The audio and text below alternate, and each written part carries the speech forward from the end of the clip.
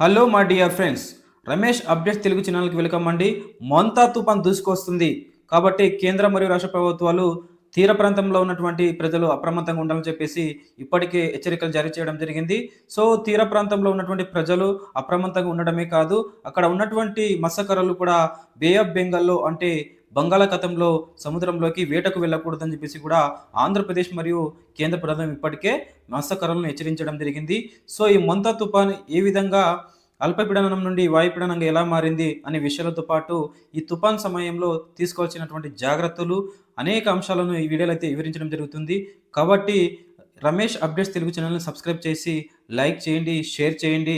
ఈ వీడియో చాలామందికి ఉపయోగం ఉంటుంది కాబట్టి మీ కుటుంబ సభ్యులకు అలాగే మీ ఫ్రెండ్స్కి ఈ వీడియోని అయితే షేర్ చేయండి. మోంతా తుఫాన్ బంగాళాఖాతంలో అండమాన్ నికోబార్ దీవి అయినటువంటి పోర్ట్ బ్లేయర్కు 700 కిలోమీటర్ దూరంలో ఇది కేంద్రీకృతమై ఉన్నది. అలాగే చెన్నైకి అయితే 730 కిలోమీటర్ దూరంలో ఈ తుఫాన్ అయితే కేంద్రీకృతమై ఉన్నది. విశాఖపట్నంకి అయితే 750 కిలోమీటర్ దూరంలో ఈ తుఫాన్ అనేది కేంద్రీకృతమై ఉందని చెప్పేసి అమరావతిలో ఉన్నటువంటి వాతావరణ విభాగ శాఖ వారు పేర్కొనడం అయితే జరిగింది. కాబట్టి ఈ మోంతా తుఫాను వలన ఎక్కువగా ఆస్తి మరియు ప్రాణ నష్టం జరిగే అవకాశం ఉంటుంది అని చెప్పేసి ముందే అంచనా వేసి కేంద్ర మరియు రాష్ట్ర ప్రభుత్వాలు ఆంధ్రప్రదేశ్లోని అనేక తీర ప్రాంతాలు కలిగినటువంటి జిల్లాలను ఇప్పటికే అప్రమత్తమైతే చేయడం జరిగింది. కాబట్టి ప్రజలు సో కేంద్ర మరియు రాష్ట్ర ప్రభుత్వాలు ఇచ్చినటువంటి ఆదేశాలను తుచా తప్పకుండా పాటించి మీ ప్రాణాలకు ఆస్తికి కాపాడుకోవాల్సిన బాధ్యత ప్రతి ఒక్క పౌరుడిపైన ఉందని చెప్పేసి నేను పేర్కొనడం జరుగుతుంది. ఈ మొంతా తుఫాన్ ఏ విధంగా ఏర్పడుతుంది అంటే బే ఆఫ్ బెంగాల్లో అంటే సముద్రం బాగా ఈటెక్కి ఆ ఆవిరి అంతా పైకి లేస్తుందనమాట. అప్పుడు భూమి మీద అధిక పీడనం ఉంటుంది కాబట్టి అధిక పీడనం నుంచి అల్పపీడనం వైపు గాలులు వేస్తాయి కాబట్టి సముద్రంలో ఒక అల్పపీడనంగా మారి అల్పపీడనం కాస్త వాయుగుండంగా మారి తుఫాన్గా మారుతుందన్నమాట. సో సో మోంతా తుఫాన్ వల్ల అధికంగా నష్టం జరిగే అవకాశం ఉంటుందని గ్రహించినటువంటి ప్రభుత్వం ఇప్పటికే స్కూళ్లకు 27 తారీఖు నుంచి 31 తారీఖు వరకు ఈ మోంతా తుఫాన్ వల్ల ఎక్కువ ప్రభావితమయ్యేటువంటి ప్రాంతాల్లో ఉన్నటువంటి స్కూళ్లకు, కాలేజీలకు ఇప్పటికే హాలిడేస్ అయితే ప్రకటించడం జరిగింది. ఈ ముప్పు ప్రాంతాలు ఏవైతే ఉన్నాయో అక్కడ ఉన్నటువంటి ప్రభుత్వ అధికారులను, పోలీస్ డిపార్ట్మెంట్‌ను, విపత్తు శాఖ అధికారులను ఇప్పటికే కేంద్రం మరియు రాష్ట్ర ప్రభుత్వాలు 2 కలిసి అప్రమత్తం చేయడం జరిగింది. ఎలాంటి నష్టం జరగకుండా ప్రభుత్వం ఇప్పటికైతే చర్యలు చేపడుతుంది కాబట్టి మనం కూడా ప్రభుత్వాన్ని సహకరించి మనం ప్రొటెక్షన్ ఏరియాలో అయితే ఉండాల్సిన బాధ్యత ప్రతి పౌరుడి పైన ఉంది. ఎందుకంటే బయటికి రాకుండా మీ ప్రాణాలకు గానీ, ఆస్తికి గానీ ఎలాంటి నష్టం చేయకుండా ఉండాలంటే మీరు ఒకటే చేయాలి. మీరు ఇంట్లో ఉండి ఈ తుఫాన్ బారి నుండి తప్పించుకోవాల్సిన బాధ్యత ప్రతి పౌరుడిపై ఉంది. కాబట్టి ఈ తుఫాను వల్ల ఎవరైనా ఎక్కువ వరదకు ప్రభావితమయ్యే అవకాశాలు ఉంటది కాబట్టి వాళ్ళ కష్టకాలంలో ఉన్నటువంటి ఎవరైతే వాళ్ళు ఉన్నారో వారికి చేదుడు వాదడుగా నిలవాల్సిన బాధ్యత ప్రతి పౌరుడి పైన ఉందని చెప్పేసి ఈ వీడియో ద్వారా మీకు ప్రతి ఒక్కరికి అవగాహన కల్పించడం అయితే జరుగుతుంది.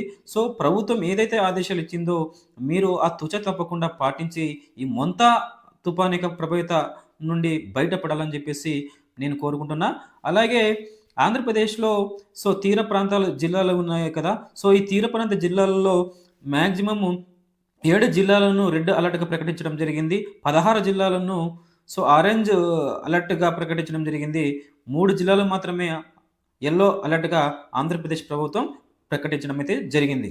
రెడ్ అలర్ట్ ప్రకటించినటువంటి జిల్లాలు ఏవైతే ఉన్నాయో ఆ జిల్లాల్లో భారీ నుండి అత్యంత భారీ వర్షాలు కురిసే అవకాశాలు ఉంటాయి కాబట్టి ఇప్పటికే మీరు తగు జాగ్రత్తలు తీసుకొని మీ ప్రాణాలను కాపాడుకోవాల్సిన బాధ్యత మీ ప్రతి పౌరుడి పైన ఉందని చెప్పేసి మీ ఈ వీడియో ద్వారా నేను పదే పదే హెచ్చరిస్తున్నా. దానితో మొంతా తుఫాను వల్ల తీర ప్రాంత జిల్లాలు ఎవరైతే ఉన్నాయో ఆ జిల్లాలో అతి భారీ నుండి అత్యంత భారీ వర్షం కురిసే అవకాశాలు ఉంది కాబట్టి ఆంధ్రప్రదేశ్ ప్రభుత్వం ఇప్పటికే ఆ జిల్లాలను హెచ్చరికలు జారీ చేయడం జరిగింది. కాకినాడ జిల్లా, అంబేద్కర్ కోనసీమ జిల్లా, పశ్చిమ గోదావరి, కృష్ణా, బాపట్ల, ప్రకాశం, పొట్టి శ్రీరాములు జిల్లాలకు ఇప్పటికే ఆంధ్రప్రదేశ్ ప్రభుత్వం భారీ నుండి అత్యంత భారీ వర్షాలు కురిసే అవకాశం ఉంది కనుక అక్కడ ఉన్నటువంటి అధికారులను ఇప్పటికే ఆంధ్రప్రదేశ్ ప్రభుత్వం మరియు కేంద్ర ప్రభుత్వం హెచ్చరికలు జారీ చేయడం జరిగింది. కాబట్టి ఈ జిల్లాలో ఉన్నటువంటి ప్రజలు ఎవరైతే ఉన్నారో బయటికి రాకుండా ఇంట్లోనే సేఫ్‌గా ఉండి మీరు ప్రభుత్వాన్ని సహకరించాలని చెప్పేసి ఈ వీడియో ద్వారా పదే పదే కోరుకుంటున్నా. అలాగే ఈ జిల్లాలే కాకుండా అనేక జిల్లాలు గూడా భారీ వర్షాలకు వచ్చే అవకాశం ఉంది కాబట్టి తూర్పుగోదావరి, ఏలూరు జిల్లా, ఎన్టీఆర్ జిల్లా, గుంటూరు జిల్లా, పల్నాడు జిల్లా, చిత్తూరు జిల్లా, తిరుపతి జిల్లా, అన్నమయ్య జిల్లా, వైఎస్ఆర్ కడప, నంద్యాల జిల్లాలో కూడా అత్యంత భారీ వర్షాలు పడే అవకాశాలు ఉంది కాబట్టి ఈ జిల్లాల్లో 3 రోజుల పాటు విద్యార్థులకు సెలవు ప్రకటించడం జరిగింది. స్కూలుకి మరి కాలేజీలకు కూడా సెలవు ప్రకటించి ఇప్పటికే ప్రభుత్వం అక్కడ ఉన్నటువంటి పోలీస్ డిపార్ట్‌మెంట్ గాని, విపత్తు శాఖ అధికారులు మీద కానీ, అలాగే అగ్నిమాపక సిబ్బంది ఇవన్నిటి అనేక శాఖల వారికి ఇప్పటికే ఆదేశాలైతే ఇవ్వడం జరిగింది. సో, ఈ తుఫాన్ నుండి బయటపడడం కోసం ప్రభుత్వం ఏం చేయాలో అన్ని చర్యలు ఇప్పటికే చేపట్టడం జరిగింది. కాబట్టి మోంతా తుఫాన్ నుంచి మనం బయటపడాలంటే ఒకటే ప్రభుత్వాన్ని మనం సహకరించాలి. ఒకవేళ ఈ మోంతా తుఫాన్ బాధితుల కోసం కేంద్ర మరియు రాష్ట్ర ప్రభుత్వాలు ఇప్పటికే టోల్ ఫ్రీ నంబర్‌లను ఏర్పాటు చేయడం జరిగింది. 11211070 నంబర్‌లను ఏర్పాటు చేయడం జరిగింది. మోంతా తుఫాను వల్ల ప్ర బాధితులుగా మారేటువంటి ఎవరైతే అవకాశం ఉంటుందో వారు ప్రభుత్వానికి ఫోన్ చేసి సహాయ సహకారాలైతే పొందడానికి అవకాశం ఉంటది కాబట్టి 11211070 నంబర్‌కి ఫోన్ చేసి సహాయ సహకారాలైతే మీరు పొందవచ్చు. మోంతా తుఫాను వల్ల ఈ తీర ప్రాంతంలో ఎక్కువగా ఎఫెక్ట్ అయ్యే అవకాశం ఉంటది కాబట్టి మీరు ముందుగానే మొబైల్ ఫోన్‌లకు ఛార్జింగ్ అయితే పెట్టుకోండి. ఒకవేళ పవర్ బ్యాంక్ ఉంటే పవర్ బ్యాంక్‌లో కూడా ఛార్జింగ్ పెట్టుకొని అందుబాటులో అయితే పెట్టుకోండి.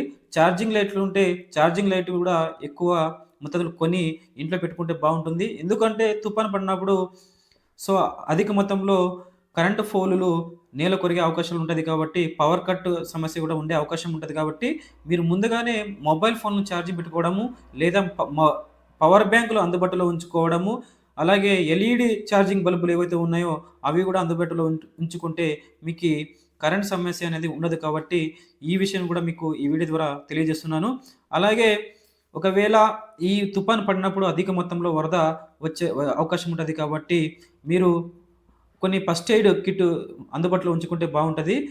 ఏ సమస్య ఉన్నా గూడా ప్రభుత్వ అధికారుల దృష్టికి తీసుకెళ్ళి మీ సమస్యను పరిష్కరించుకోవడానికి మీరు ప్రయత్నం అయితే చేయండి. మోంతా తుఫాన్ వల్ల అధిక మొత్తంలో ఆస్తి నష్టం జరిగే అవకాశం ఉంటది కాబట్టి, మీరు పాత ఇండ్లలో ఉండకుండా కొద్ది ప్రొటెక్టెడ్ ఏరియాకి వెళ్ళి ప్రభుత్వం పునరావాస కేంద్రాలు ఏర్పాటు చేస్తే అక్కడికి వెళ్ళి షెల్టర్ పొందడం అనేది అతి ముఖ్యమండి. పాత ఇళ్లలో నివాసం ఉంటున్నటువంటి వాళ్ళు ఎవరైతే ఉన్నారో దయచేసి ప్రభుత్వం పునరావాస కేంద్రాలు ఏర్పాటు చేస్తున్నట్లయితే ఆ పునరావాస కేంద్రాలకు వెళ్ళి మీ ప్రాణాలను కాపాడుకోవాల్సిన బాధ్యత ప్రతి పౌరుడి పైన ఉందని ఈ వీడియో ద్వారా పదే పదే చెప్పగలుగుతున్నాను. మోంతా తుఫాన్ వల్ల ఆస్తి నష్టంతో పాటు ప్రాణ నష్టం జరిగే అవకాశాలు ఉన్నాయి కాబట్టే మీకు ఈ అవగాహన కల్పించాలనే ఉద్దేశ్యంతోటి ఈ వీడియో అయితే చేస్తున్నాను.